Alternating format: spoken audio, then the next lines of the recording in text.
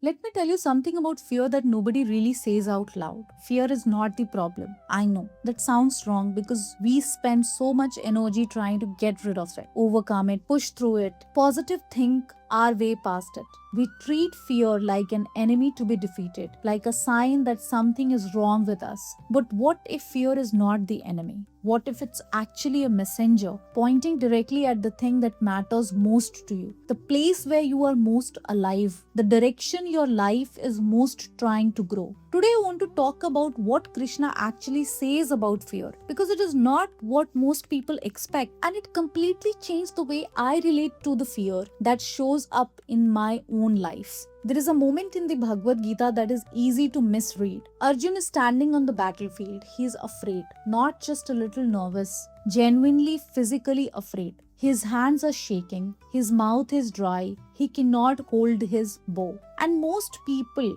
read this and think Arjun was weak in this moment, that his fear was the problem. That the whole point of the Gita is for Krishna to help him overcome this fear and become fearless. But that is not what happens. Krishna does not tell Arjun, stop being afraid. He does not offer him some technique to eliminate the fear. He does not promise him that if he just trusts enough, the fear will go away. He tells him the truth about what he is afraid of. You grieve for those who should not be grieved for, and yet you speak words of wisdom. The wise grieve neither for the living nor the dead. He shows Arjun that his fear is built on the misunderstanding, not that the fear is wrong to feel, but that what Arjun believes the fear is about is not actually what is at stake. And the moment Arjun understands this, not when the fear disappears, but when he understands it, he can move. I want to tell you a story. There was once a young woman who wanted more than anything to be a singer. From the time she was child, she would sing to herself in the kitchen, in the garden, walking to school. Music lived in her naturally. But she never sang for anyone else. Not once. Every time an opportunity came, a school function, a family gathering, a small local performance, she found a reason to say no. She was busy, she wasn't ready, she needed more practice, maybe next time. Her grandmother noticed this. One evening, she called the young woman to sit with her and asked, why don't you sing for us? The young woman said, I'm scared. Her grandmother asked, of what? And the young woman opened her mouth to answer and realized she didn't know. She had been carrying the fear for so long, she had never actually looked at it directly. She had just felt it and obeyed it. Her grandmother said, look at your fear, not around it, at it. What is it actually saying? The young woman sat with this for a long time, and slowly, quietly, the fear began to speak clearly for the first time. It was not afraid of singing. It was not afraid of being said, of being known, of putting the things she loved most into the world and having the world say that is not enough. Her grandmother listened. Then she said,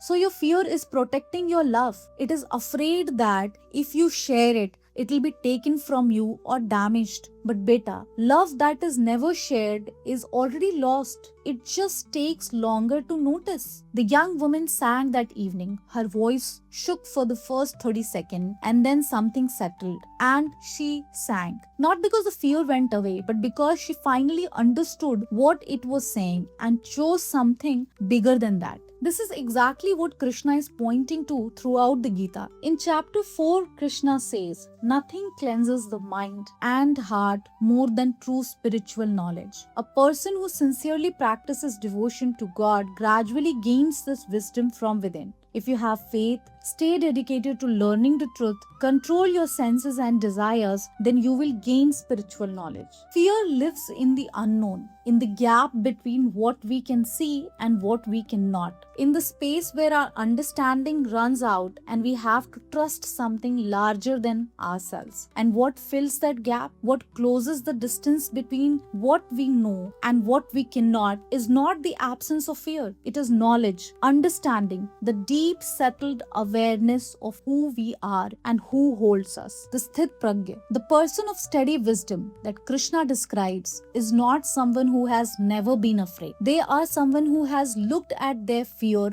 clearly enough to understand what it is actually protecting, and then made a conscious choice about whether to let it lead. Now I want to say something about the specific fear that I hear about most often. Not the fear of big dramatic things, not the fear of accidents or illness or catastrophe, but the quiet everyday fear. The fear of being wrong, the fear of trying and failing, the fear of wanting something deeply and not getting it, the fear of being too much or not enough, the fear of being truly known. These fears are so familiar, they don't even feel like fears anymore. They just feel like reality, like the way things are, like the reasonable, sensible limits of a life lived carefully. But they are not reality, they are a cage, and the door to that cage has been open for a very long time. Krishna says in chapter 18, abandon all varieties of dharma and simply surrender unto me. I shall deliver you from all sinful reactions. Do not fear. Do not fear.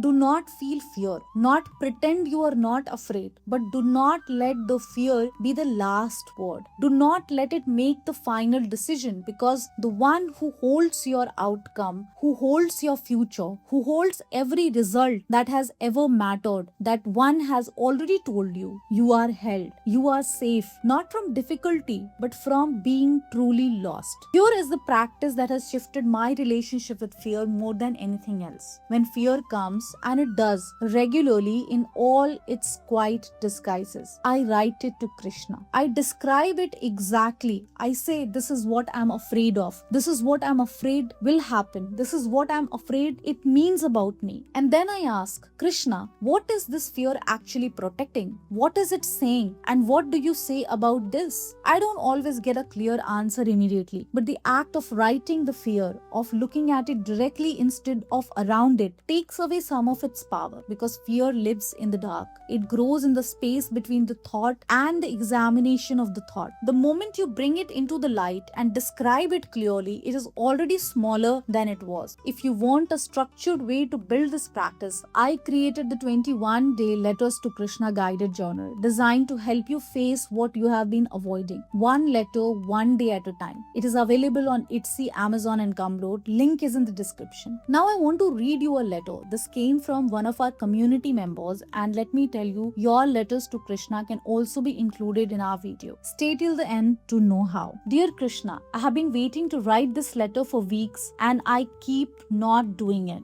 which I think says everything. I am living a very small life because I am afraid, not of anything dramatic, just everything. Changing jobs even though this one is making me miserable, telling someone how I feel about them, starting the things I have been thinking about starting for 2 years, moving to the city I actually want to live in. Every time I get close to any of these things, my brain produces a very convincing list of reasons why now is not the right time, why I should wait, why it might not work, why I should be sensible. And I'm so sensible, Krishna. I'm so careful and my life is so safe and I'm so unhappy. Krishna, I am afraid of the change. And Krishna, I don't want to be afraid anymore. I don't want to keep choosing the safe things and calling it wisdom when really it's just fear with better vocabulary. I want to be brave, just brave enough to actually live and keep trying change. Yes, Aditi. Dear Aditi, the bravery is already here. You just wrote the most honest things